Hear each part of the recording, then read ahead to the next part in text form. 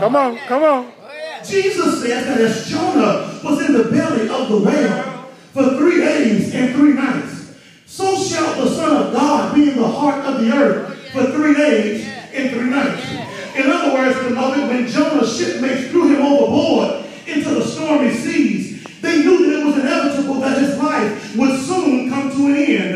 And especially when they saw that great fish come out the water and swallow him up and carry him to the bottom of the sea, they concluded that not only was Jonah dead, but in the belly of the fish, the fish became his burial place. But Jonah's perceived death and his burial at sea, in actuality, turned out to be a new beginning. Because it was never God's intention to kill Jonah. Rather, God's intention was to give Jonah another opportunity to do what God wanted him to do in the first place.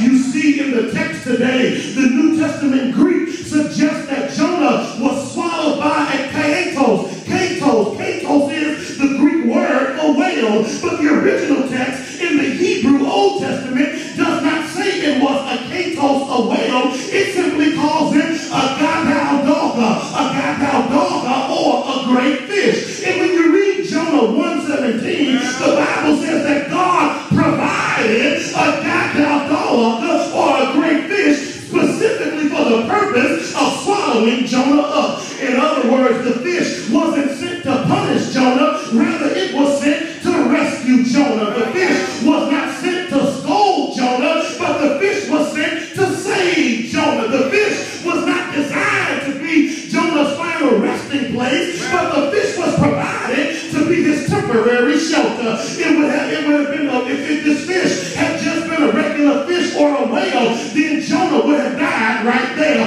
If this had been a regular fish or a whale, then the contracting of the fish's muscles as it swallowed Jonah would have been enough to crush him to death. If this had been a regular fish, then the acid in the fish's intestines and stomach would have been enough to burn and scald and drown Jonah to death. But the fact that Jonah lives, although he is buried in the belly of this great fish, the point is that God is using this as evidence that Jonah's burial was not this end, but Jonah's burial was a new beginning. Because instead of dying, Jonah gets delivered. Instead of resting, Jonah repented. And the belly of the fish becomes the place of Jonah's transformation. The belly of the fish becomes the place of Jonah's restoration. And the place that looked like it was Jonah's end, 3 days later, it becomes the place of his new beginning. And Jesus says in the text that the same way Jonah was in the belly of the fish for 3 days and nights, that the Son of God will also be in the heart of the earth for 3 days and 3 nights. That the place that looks like a place where everything will end, God can use that place to symbolize a new beginning. That the place that looks like the place of my burial, God can use it as the place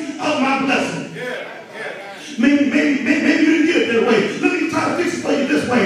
In our house, we have satellite TV. In order for the satellite TV to work, there's a satellite that sits on top of the garage. In order for the TV to work, the satellite has to be sitting in the right place, pointed up at the right part of the sky. And for the satellite to work best, it needs a clear view of the sky. Well, from time to time, my friends, when bad weather comes, it messes up the satellite. And just this past Tuesday, when the tornadoes came through the Metroplex, it really messed up some things with the satellite. And that night, I went home and tried to watch TV, but when I turned it on, there was no picture on the screen. I checked the batteries in the remote, and the batteries were still okay, but there was no picture on the screen. I got up and pushed the power button with my finger, but even though I pushed with my finger, the TV still did not come on. I checked the plug and made sure the plug was plugged into an outlet, but even that didn't make a picture come on the screen. And just when I started to think that my TV was broken or my satellite was broken, I remembered that on the back of the satellite receiver, there's a button called the reset button. Because from time to time, the system can be overloaded and will crash. From time to time, the receiver can upload some bad information which will cause it to crash. But when you press